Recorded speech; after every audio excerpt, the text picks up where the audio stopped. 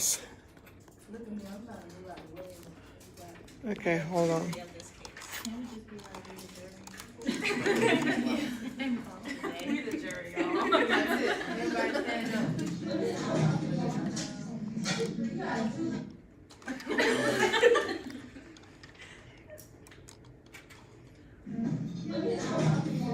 Not this one.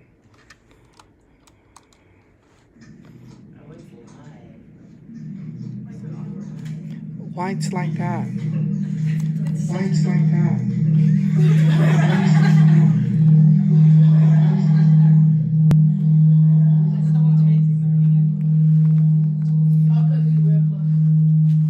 Well, all right.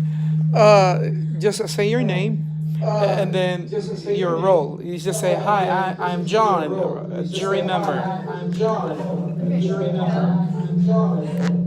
Hi, I'm Erin, and I'm a jury member. Hi, I'm Tabitha, and I'm a jury member. I'm Kaylee, and I'm a jury member. I'm Chris and I'm a jury member. I'm George and I'm a jury member. I'm Anna, and I'm a jury member.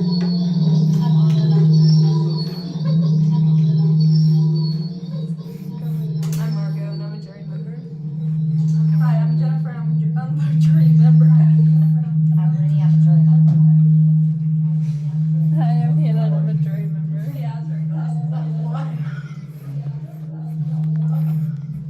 I'm Teresa, and I'm a jury member.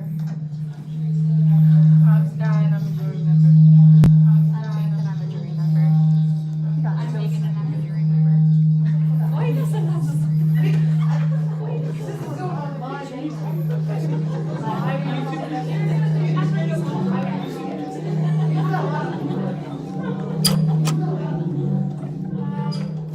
See you in a bit.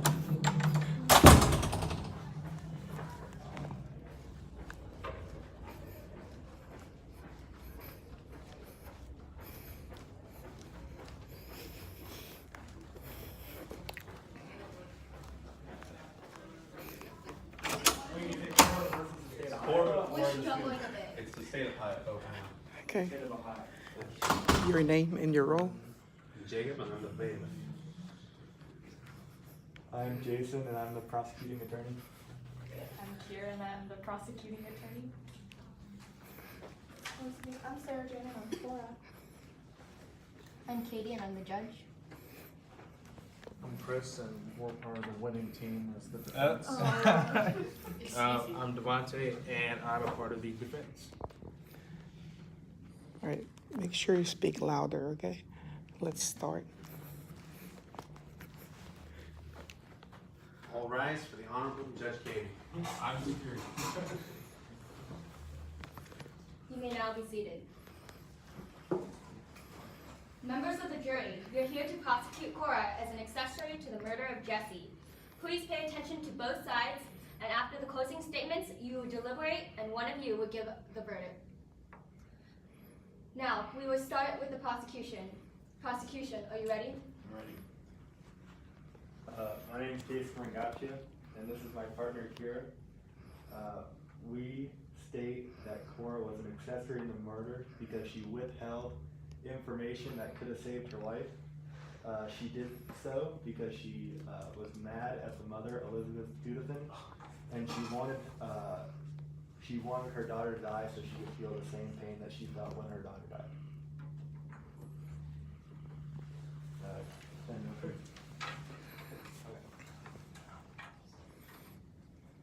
The defense may now be start.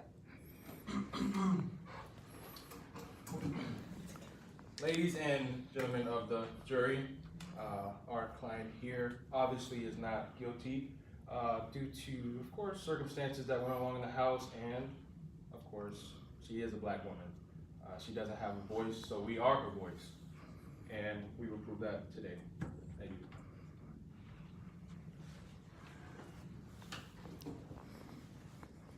Prosecution. What? Cora, you may come to the stand.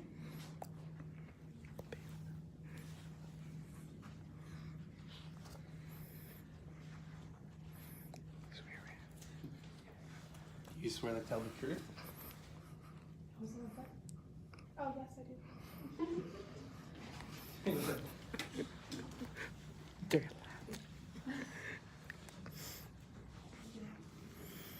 Okay, Cora. Why didn't you tell the father that Jesse was pregnant? I was specifically told not to by the mother, and he was not really present the whole time she was pregnant. He was off on a business trip. So what did you think was going to happen when Elizabeth took Jesse to Kansas City? She told me she was going on a shopping trip. Did you really think she was going to go shopping? I didn't think she was, but I had no choice but to stay and take care of the household. That's my duty. Do you like Elizabeth, Jesse's mother? Objection, leading. Sustained. Reword the question. Have you enjoyed working for Elizabeth all these years? I have. We've made a lot of good memories together. We raised our daughters together. We've kind of been a team in some ways. Do you think Elizabeth has mistreated you at all during your working? I am a black woman, so my voice really isn't heard in most of the time. So in some ways, yes, but most of the time I can't really have my say. So you don't get along very well? Or you don't get I never said that. do you think it's fair that her daughter's still alive and yours isn't? Objection, speculation. Sustained.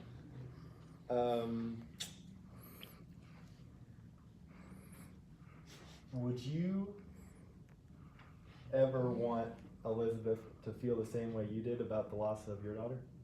I wouldn't wish that on anyone. Losing a child is something that no one should have to go through. Was Jessie a daughter figure to you in any way? Yes, of course she was. She grew up with my daughter. She was the same age, and I was there with her every day. Do you think Elizabeth was a good mother to Jessie? Objection, speculation. Sustained. Reword the question. Do you think Elizabeth? Objection, speculation. You have to stick to the facts. I'm gonna rest my case there. Defense, do you have anything to say? So, what is your relationship with the Studevants? I am their household keeper. I help them with daily items like cleaning, cooking, taking care of their children, whatever I can. All right, and how long have you worked for them? 16 years. 16 years. Oh wow, so you know the family pretty well. Oh yeah. Ins and outs of the house and how everybody reacts and. Yes, sir. Okay, okay. And why do you no longer work for the Studevants? I was fired after Jesse's funeral. Oh. And Jessie, of course, she is now passed away. So, what do you believe killed Jessie? Her mother forced her to have an abortion against her will, and she got an infection and it killed her.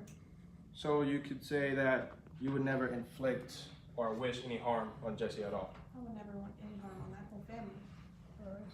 And when you saw Jessie acting kind of different or like she was sick, did you try to help Jessie? I did, but Mrs. Studevant was very adequate, and she would not let me go into the room to help. I begged and I pleaded, and she refused to let me go in. And in any way, did you try to save Jessie, like under the table or Yes. go past your ways? Eventually, after months of Jessie just staying in her room and I couldn't see her, I did call the doctor and tell the doctor that Mr. Studevant wanted him to come. And I was hoping that Mrs. Studevant would allow that. And she did, but by the time the doctor got there, he said that there was nothing else we could do and we just had to make her comfortable as possible in the last couple of days. Jerry? So, at any time, Cora, did you ever stop trying to save Jessie's life? No.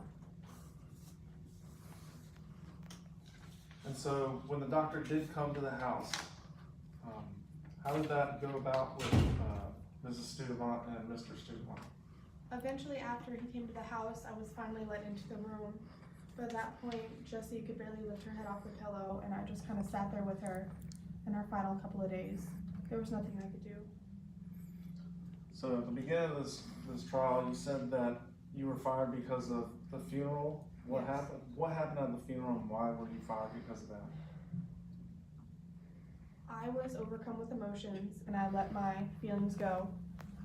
I told everyone at the funeral that it was Mrs. Studevant's fault, and that she did force her to have the abortion.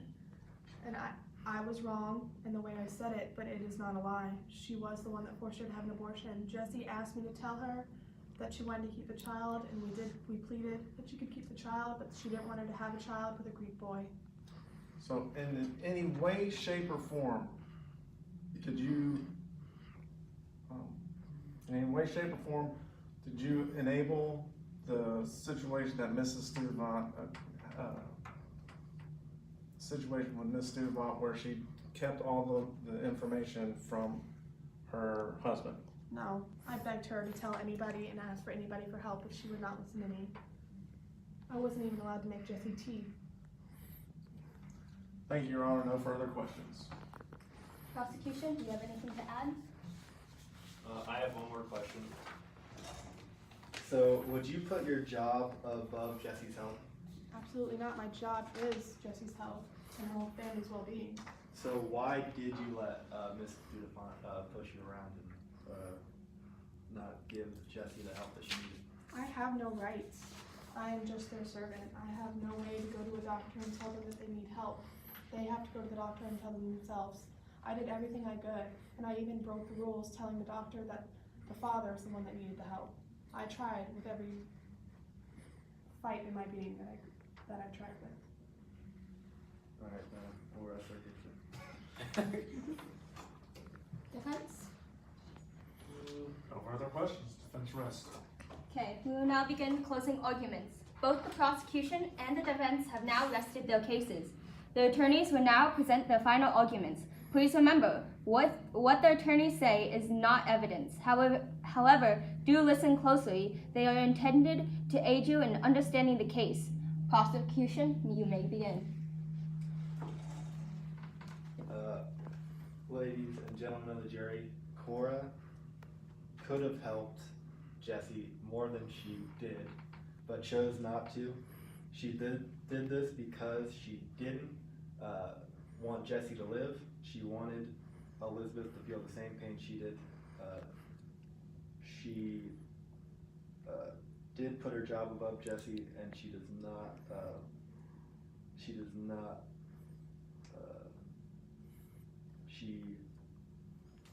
She only thought of herself when she did this. Yeah, she only thought of herself and her emotion, and she did not put Jessie first. For the rest. Defense, you may now begin with your closing argument. Ladies and gentlemen of the jury, the definition of accessory to the crime is someone who voluntarily participates knowingly in this crime. Cora did everything she could possibly in her situation to prevent Jessie from dying. She tried to tell Mr. Studevant that she was sick and to get the doctor, and Mrs. Studevant said, "No, don't go get the doctor." Cora then went behind their backs and got the doctor to help Jessie to save her life. Cora did everything she could to protect Jessie within the rights that she had as their housekeeper. If you're an accessory to the crime, you have to knowingly commit it, and she did everything she could to stop it. So with that information, there's absolutely no way that you can put a guilty sentence on Cora. Thank you very much. Is that all? That is all. Okay. Members of the jury, you have heard all the testimony concerning this case. It is now up to you to determine the facts. You and you alone are the judges of the fact. Once you have decided what facts the evidence proves, you must then apply the law as I give to you the facts you find them. Jury may now begin their deliberation. All right, Your Honor.